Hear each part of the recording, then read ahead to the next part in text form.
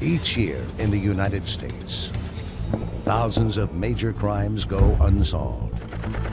When the case has gone cold and police have nowhere to turn, they seek assistance from the public. This is a program dedicated to solving these cases. This is Crime Stoppers Case Files. Good evening, and welcome to the Northeast Ohio edition of Crime Stoppers Case Files. I'm Bob Frantz. There are over 1,400 Crime Stoppers organizations operating around the world. These organizations empower citizens like you to become directly and anonymously involved in fighting crime in our communities. We are seeing the positive impact of this every day right here in Northeast Ohio. Each week on this television program, we'll share facts with you from unsolved cases. Let's get started. On June 25th, 2008, 42-year-old Anthony Waters was walking down East 55th Street to make his daily visit to check in on his aging mother. He never made it because a large group of teenagers attacked him in broad daylight, beating him to death. Here's the story. My brother Anthony was a kind and loving, giving man. We grew up basically in a single-parent household. Yeah, as my brother got older, he kind of took on the role as the provider. And I remember the Bee Gees were my favorite music group back in the 70s. I was a kid, my brother's almost 6 years older than me. And he got a paper route. And he saved up all summer to get tickets to take me to see the Bee Gees. That's what kind of person he was. He loved music. That was something that we really had in common. It doesn't matter who was playing it, what genre it was. He was really just kind of a music connoisseur. He played the drums, the piano, the clarinet, the trumpet, and the guitar. A lot of the older music that I know is because of my brother. He knew from rap to rock to R&B, jazz, blues, you name it. He loved it all. It was like on New Year's Eve. He was staying with us at the time, and he put his music on, and then we were dancing in the kitchen. He started doing the worm on the floor, and we were just dancing. And he was just a very well-rounded person and just very caring and very open-hearted. He really felt he had to take care of my mother and I. He had a scholarship to go to college in high school because he played several instruments, and he ended up dropping out of high school to get a job in a factory to take care of my mother and I. He was like a father to us. He was very encouraging for me to go to school and continue on with my education. But before he passed away, he just had the faith in me, and he believed in me that I was going to finish school. So when I graduated this past year in May, he was the only person that was missing. 911's got me out. Cleveland Police, you're not on hold. We got a gentleman here just got beat up by a couple guys right on our lot at 3030 East 55th. He's beat up pretty bad. And he looks like the 3 or 4 guys jumped him and they tried to take his wallet. All right, do we know where the assailants are? They ran down 55th they were heading north. All right, we'll get a car there. Thank you. You're welcome. On June 25th, 2008, our victim, Anthony J. Waters, was walking northbound on East 55th, just passing Bessemer. This male passed G&M Towing, which has a video. And at that time, we viewed who we think is Anthony J. Waters walking northbound. But after this, we have 6 to 7 males on bikes. All seem to have on white t-shirts. We assume they were juveniles. The video picks these males riding northbound in the direction in which the victim was walking. This male was beat. There were no weapons used. There were all injuries sustained by the hands or possibly by the feet. He had his spleen lacerated. He had multiple rib fractures. His diaphragm was bruised. All injuries to the trunk of the body. A short time later, we observed from the video cars slowing down as if to be looking at something. Within seconds, we have the victim come in view of the video along with 2 juveniles who are pushing him, shoving him. One of these juvenile males strikes the victim, seems like in the head area. He falls down. These 2 males run and get on bikes and flee. The victim gets up, walks slowly to G&M Towing, the building, and he was staggering due to his injuries, where he collapses. And EMS was called. He was assisted by EMS. He was transported to Metro Health Hospital, where he died with the hospital personnel trying to treat him and operate on him. I got to the hospital first. I called my mother. Her and my daughters came. My oldest daughter drove her. And maybe an hour, maybe two, the doctor came out and let us know that he had passed.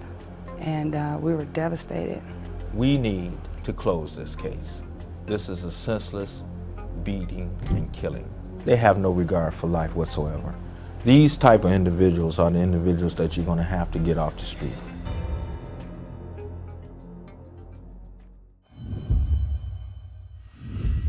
On June 25th, 2008, Anthony J. Waters was walking northbound on East 55th. Well, I do know that he was on his way to my mother's house to visit her. I don't know what transpired, to make this all happen. We have a gang of males carrying out this beating. For what reason, we don't know. We don't know if it was an initiation of some sort. We found out later there were no defensive wounds, meaning that there was no indication that he fought back, no scratching, no skin on his nails, no bruised knuckles. We take this as just a malicious beating for no reason at all. One guy just minding his own business, walking down the street. I had to ID the body, and I still have nightmares about what I saw. I heard that the people were like around my age, and I look around and I'm like, how do I know someone in my school didn't do that? They could see cars going by and people slowing down and looking, but no one ever stopped. No one said anything. No one called the police. I can't believe that people are that heartless today. If you have that much hatred in your heart to stomp somebody and beat somebody to death, what that takes to beat the life out of a person, then I don't think they would hesitate to do it again. This was a large group of teenagers, all described as being black, with most of them wearing white t-shirts. How can this many people keep a 3-year-old deadly secret? And coming up, the murder of community activist Francis Jones. That's next when we return with Crime Stoppers Case Files.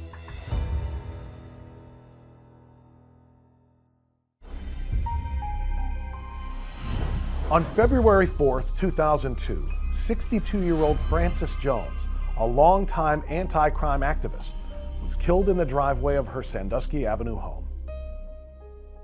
My mother was a good provider, and she took care of all her kids. She even helped out with her grandkids.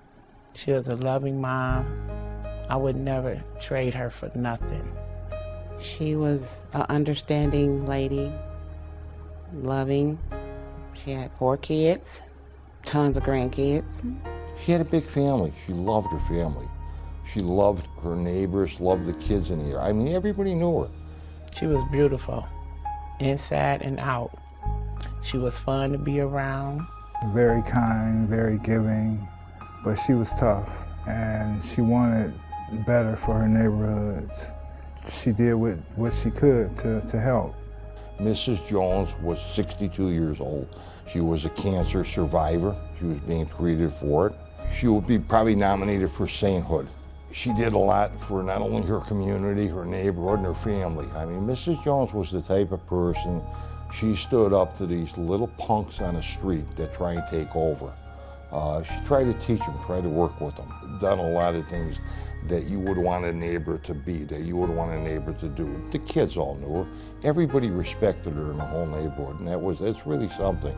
She always was willing to help and give advice and just there to listen to people's situations and problems. If I had any troubles or problems, I can always go to her. And she always come up with the right solution. She just knew just what to say. There's not one person on that street that would have a bad thing to say about Miss Francis Jones. On Monday, February 4, 2002, while working with the homicide unit of the Cleveland Police Department, I and several members of the homicide unit were to respond to an address at 10605 Sandusky Avenue. We had a report of a female that was shot and died on a scene. During our arrival, we found her to be Miss Francis Jones. Miss Jones received multiple gunshot wounds. During the investigation, we learned the following. During the night that she was shot to death, she was volunteering. She was operating a phone bank. She left work, came home. On the way coming home, she stopped. She picked up a couple hamburgers, some French fries, and a couple beverages for her and her husband. We know that there were several people that broke into her house. We believe that there was at least 2 people, possibly 3 people that entered the Jones house. Nobody was home. They broke in through the side door. We know that they probably had been in the Jones house several times before, because as they broke in, they went to a specific area downstairs. They tore up a room looking for something. Parts of the walls were ripped up. Parts of the ceilings were ripped up.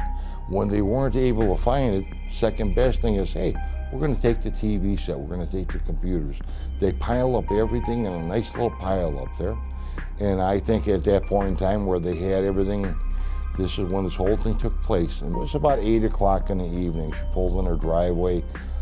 We believe that she parked her car in the garage, got out. She has both her hands full of her purse. She's going into her house. At the time she reaches the halfway point in her driveway, they were exiting her house at that time. It's our belief as investigators, Ms. Jones probably knew, probably recognized the people that broke into her house. There was a decision that made, and it was a bad decision at that time. They wanted to silence Mrs. Jones. Gun came out, several shots were fired. Ms. Jones was fatally struck, and she waited on her driveway until her husband, Donald, came home later that evening and discovered her. At this point in time, our investigation showed that there was a vehicle parked the next street over. And we believe the suspects shot Mrs. Jones, ran through the backyard to a vehicle that was waiting for them. My brother called me that night. He told me to get to Metro. He told me that she was shot. That's all he told me. And when I got to Metro, that's when he told me that she had died. It's kind of surreal because when I got a call that she had been shot, it just didn't register. I mean, who would shoot her? Once again, she was needlessly shot at. She was needlessly murdered.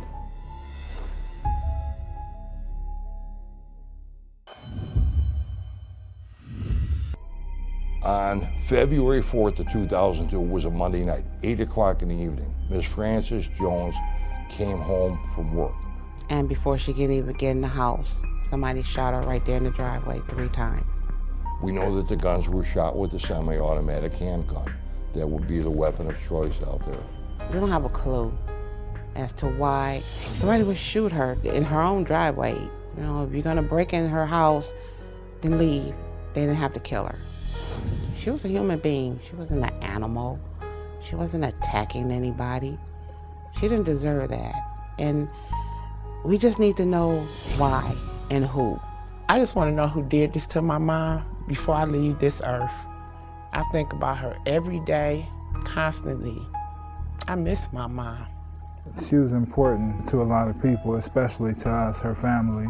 And to take her away from us, it just leaves a hole in your heart.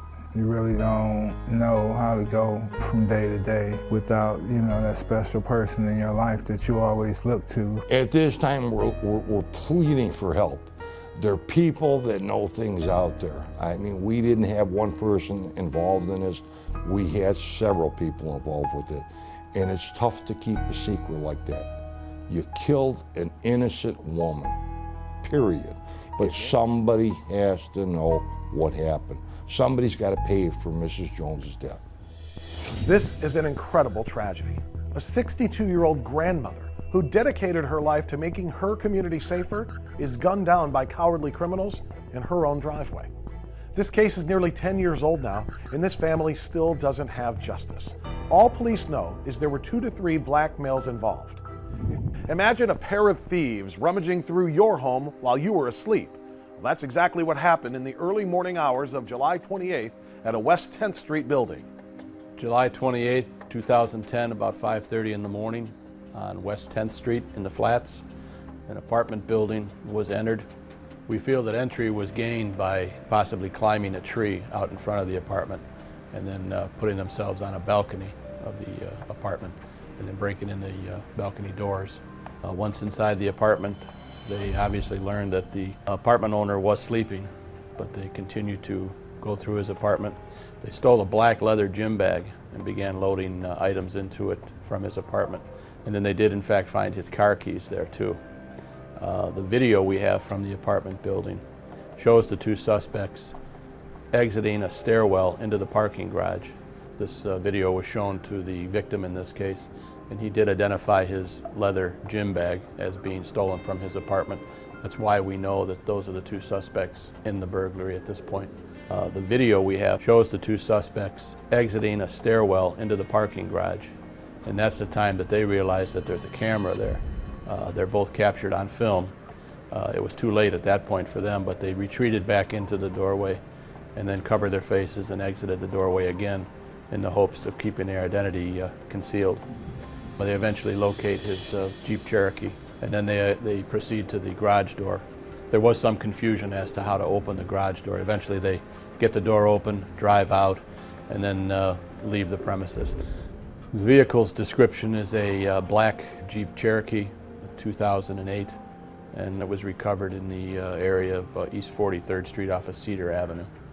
The suspects are described as two black males, approximately 18 to 20 years old, height anywhere 5'8" to maybe 5'10", 180 pounds. You can see in the video, one is maybe a very short haircut, balding, and the other one is a little stockier with a little more hair on him, no facial hair seen. We're very eager to find out who these suspects are and the fact that they entered this apartment knowing that the apartment owner was home, sleeping. Had the apartment owner awakened, we're not sure what would have happened. Now these guys have not been caught, but that's about to change. They knew they were photographed, and now we're airing their faces for tens of thousands of our crime-fighting viewers to see. Thank you for joining us for Crime Stoppers Case Files, where you are empowered to help clean up our streets. Remember, our towns and our neighborhoods are a direct reflection of what we allow them to be. So let's all do our part to make them safe. We'll see you next week for another edition of Crime Stoppers Case Files.